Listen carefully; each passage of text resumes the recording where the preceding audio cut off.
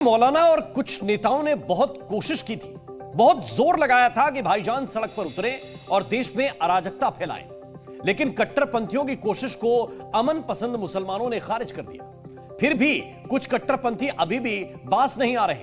उन्होंने ऐलान किया है कि अब अगली कोशिश करेंगे। कहां और कैसे, देखिए ये स्पेशल रिपोर्ट।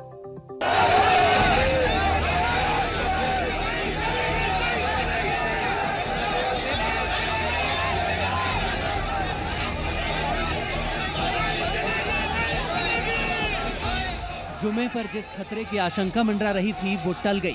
शहर शहर शाहीन बाग की धमकी टाएं टाएं फुस हो गई। दिल्ली से लेकर मध्य प्रदेश और महाराष्ट्र से लेकर बिहार तक भाईजान ने जुमे के दिन वक्फ बिल विरोधी दिवस बनाने की कोशिश की थी, लेकिन उनकी तैयारियां फेल हो गई। भोपाल में तो कट्टरपंथियों से निपटने के लिए बाकायदा नीली फौज उतार दी गई थी।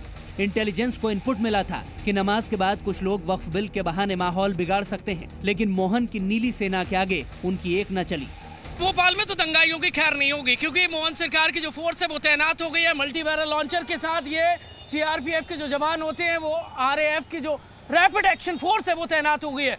मल्टी बैरल लॉन्चर गाड़ी आप देख लीजिए। ये कर्फ्यू वाली माता मंदिर की तस्वीर मैं आपको दिखा रहा हूँ। मेरे सहयोगी रजत दुबे आपको तस्वीर दिखा रहा है। जहाँ तक नजर पसारेंगे वहां तक आपको ये आरएएफ के जवान मार्च करते नजर आ रहे हैं। वक्फ बिल के विरोध में शहर शहर शाहीन बाग बनाने की धमकी दी जा रही थी, लेकिन दिल्ली के शाहीन बाग इलाके में सुरक्षा के इतने तगड़े इंतजाम किए गए थे कि इस बार प्रदर्शनकारियों को 2020 वाला मौका ही नहीं मिला। इलाके में अर्धसैनिक बलों की तैनाती कर दी गई थी। सड़कों से गलियों तक अर्धसैनिक बल के जवान फ्लैग मार्च कर रहे थे।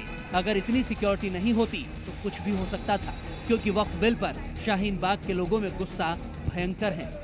जब 1947 में हिंदुस्तान आजाद हुआ था और बंटवारा हुआ था, उस वक्त हजरत मौलाना अब्दुल कलाम आजाद ने जामा मस्जिद की सीढ़ियों से खड़े होकर सारे मुसलमानों को हिंदुस्तान के ये बोला था कि आप लोग कहाँ जा रहे हो, आपके बाबा और दाद यहाँ पर दफन है। तो हमने मौलानाओं की बात सुनी थी उस वक्त, और हम यहाँ से नहीं गए थे। अब फिर हम वक्फ बोर्ड के लिए मौलानाओं की बात सुनेंगे, क्योंकि ये काला कानून है और इसे रिजेक्ट होना ही चाहिए। देखिए, आप अब अगर आपसे भी आपके कुछ अधिकार छीने जाते, चीजें छीनी जाती है, तो आपको भी तकलीफ होगा, तो हम लोगों को भी तकलीफ हो रही है। मुंबई में भी वक्फ बिल के विरोध में बड़े प्रदर्शन का खतरा था, खासकर पठानवाड़ी इलाके में। नवरात्रि के पहले दिन ही पठानवाड़ी इलाके में 2 हिंदू युवकों की पिटाई मस्जिद के बाहर कर दी गई थी। ऐसे में जुमे पर वहां सुरक्षा के कड़े इंतजाम किए गए थे। संसद से वक्फ बिल पास होने के बाद भाईजान भड़के हुए हैं और बिल के बहाने ही सही वो कुछ भी कर गुजरने को तैयार हैं। हम लोग आज काली पट्टी बांधी है और हम नमाज पढ़ के दुआ मांग के आए ले। हम लोग क्या दुआ मांगा आपने? दुआ मांगा है कि जो सरकार है जो काला कानून लेके आ रही है, जो काला बिल लाई है, जब तक वो काला बिल वापिस नहीं हटेगा, जब तक काली पट्टी नहीं आएंगे, मोर्चा, धरना, जेल भरो आंदोलन हमारा चालू रहेगा। सरकार को अच्छे से जानती है क्या करना चाहिए, अच्छे से दिमाग से एकदम अच्छे से फैसले ले ले, वरना फिर क्या है, तकलीफ देने वाली बात है सब चीजें। भारी आक्रोश खत्म नहीं हुआ है और ऐसा लग रहा है कि उन्हें भड़काने का काम आगे भी होता रहेगा, क्योंकि कुछ मौलाना और नेताओं की मंशा है कि वो वक्फ के नाम पर मुसलमानों में भ्रम फैलाते रहें। हमारे बड़े बड़े उलमा कह रहे हैं सब रिलीजियस इंडोमेंट्स है, तो आप कह रहे हैं आप कौन फैसला करने वाले? हम किसी मंदिर की कह दें कि साहब ये रिलीजियस नहीं है, ये धार्मिक नहीं, हमें हक हासिल है कहने का। तो जो कातिल है वही जज बन गया है। जो है इसको मुल्कगीर आंदोलन चलाने की जरूरत है और ये फुसफुसा होने से नहीं चलेगा।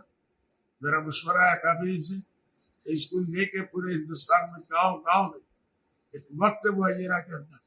अब अभी सुप्रीम कोर्ट का रास्ता है, अभी और रास्ते हैं, और सड़क से और सुप्रीम कोर्ट तक हम जो विरोध कर सकते हैं वो करेंगे। मुसलमानों को ये समझना होगा कि ये वक्फ बोर्ड का मामला है, न कि इस्लाम पर हमला है। कट्टरपंथी मौलाना और कुछ चुनिंदा नेता इसे मुसलमानों की आस्था से जोड़ रहे हैं। वो चाहते हैं कि मुस्लिम समाज सड़कों पर उतरे, देश में तनाव पैदा हो और उन्हें सियासी फायदा मिल सके। ब्यूरो रिपोर्ट, जी मीडिया।